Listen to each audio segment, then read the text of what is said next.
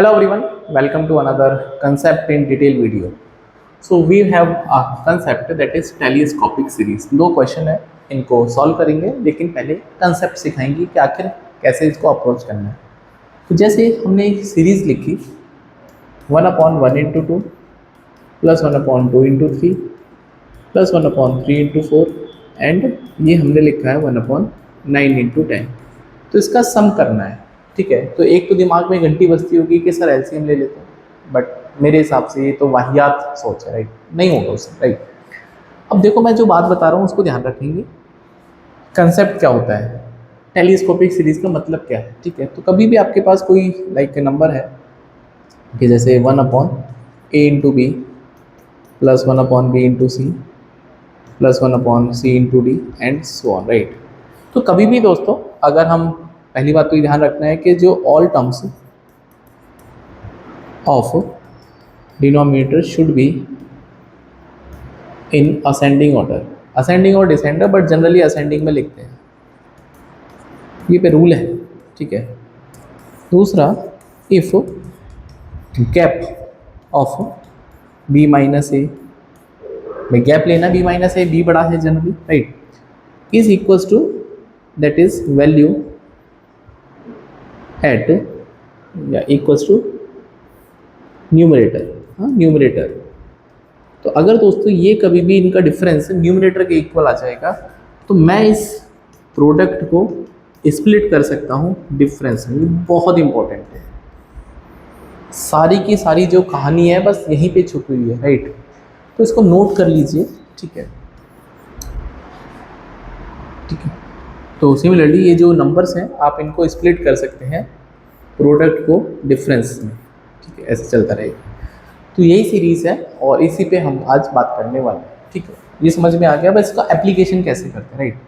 तो इसको तो हम बाद में करेंगे, पहले इसको आप नोट कर लीजिए, तो मैं इसका सॉल्यूशन करके बता देता हूँ, ठीक है। अब देखो इनका सॉल्यूशन क्या है। जैसे आपको सीरीज़ दिख रही होगी 1/1 into 2, 2 into 3, 3 into 4 and so on.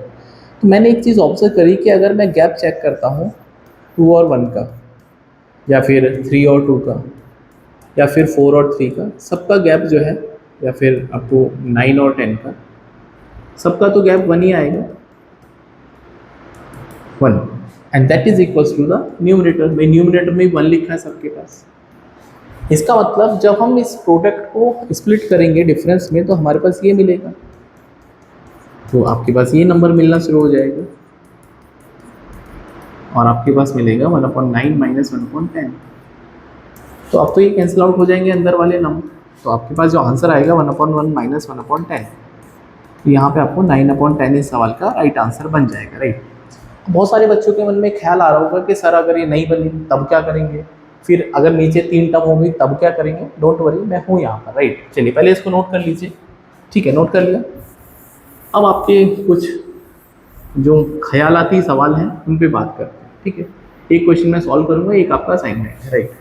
अब जैसे मान लेते हैं, ठीक है, मैंने आपके पास लिखा 1 into 3 plus 3 into 5 plus 5 into 7 and मान लेते हैं 1 3 5 7 9 11 इंटू 13। इसका सॉल्यूशन करना। अब यहाँ पर जो गैप है नीचे वाले टर्म्स में वो सबका 2 है, हाँ, गैप 3 और 5 का ये सबका 2 है, आप चेक कर लीजिए। That is not equals to numerator में, न्यूमरेटर में 2 लिखा है, सॉरी 1 लिखा है न्यूमरेटर में, बट गैप तो 2 का आ गया, ठीक है भाई। यहाँ पे गैप 2 का है बट सब में न्यूमरेटर में 1 लिखा है। फिर क्या करेंगे, तो जो मैंने सिखाया उस पर फोकस करना है। तो जहाँ पे गैप 2 का है बट ऊपर तो 1 है, तो 1 को 2 बनाना तो आसान है भाई, 2 से मल्टीप्लाई कर दो, 2 से डिवाइड कर दो, और ये हर टर्म में करना है जिससे कि नीचे वाला गैप 2 है, तो 2 से मल्टीप्लाई कर देंगे, 2 से डिवाइड कर देंगे। उससे क्या फ़ायदा होगा सर, देखो ये बताते हैं क्या फ़ायदा होगा। तो 2/11 इंटू 13 और यहाँ पे भी 2 आएगा, राइट, ऐसा।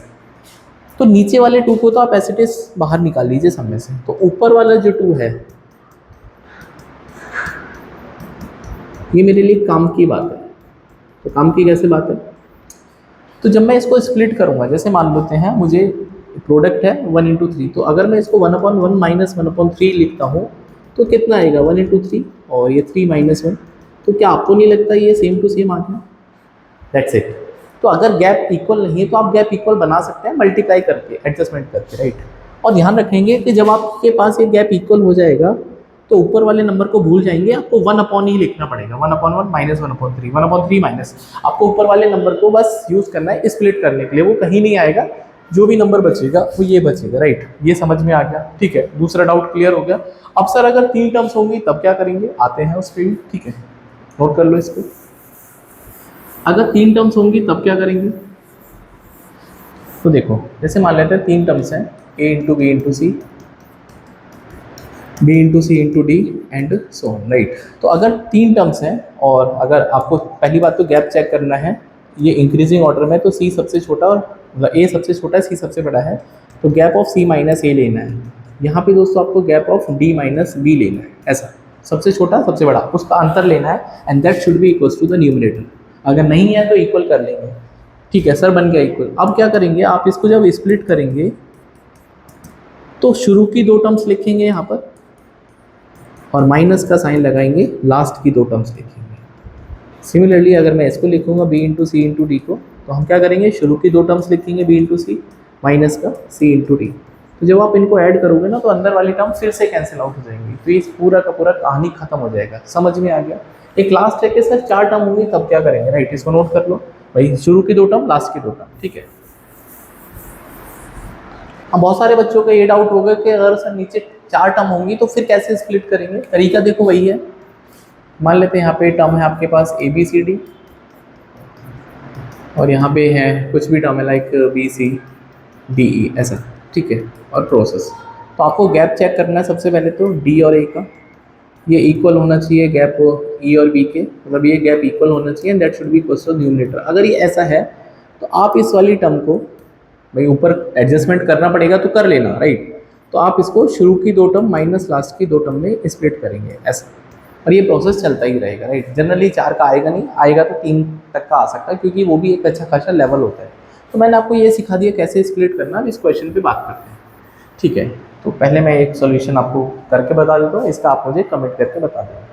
अब जरा मैं सीरीज़ को देख पाता हूँ तो गौर से 1 इंटू 1 प्लस डी लिखा है, 1 plus D into 1 plus 2d लिखा है, ये आपको ऑब्जर्व भी करना पड़ेगा, 1 plus 9d into 1 plus 10d, और ये दोस्तों दे रखा है आपको 5 के इक्वल, राइट।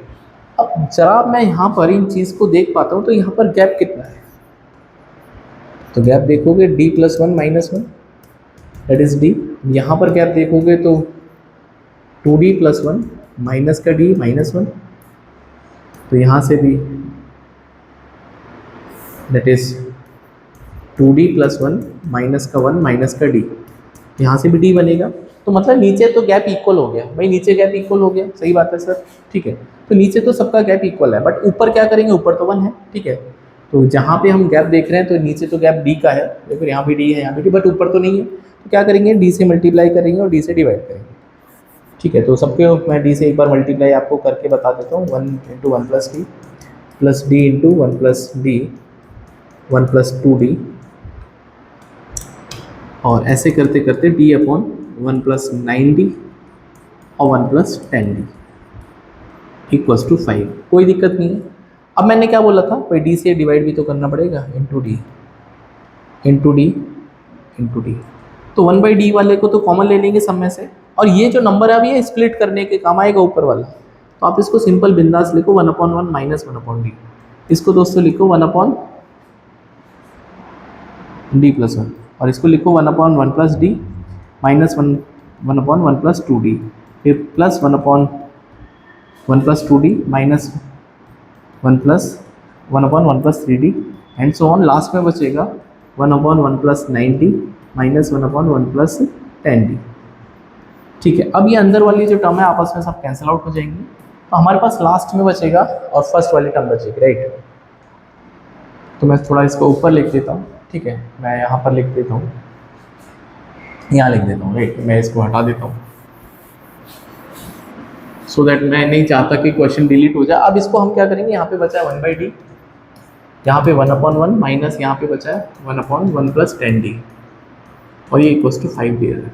अब एलसीएम ले लेंगे 1 प्लस 10d, ये बनेगा 1 plus 10d minus 1 into 1/d equals to 5, तो यहाँ से दोस्तों 1 से 1 कैंसिल आउट हो जाएगा, 10d upon D into 1 plus 10d, ऐसे ही है, इक्वल्स टू 5, राइट।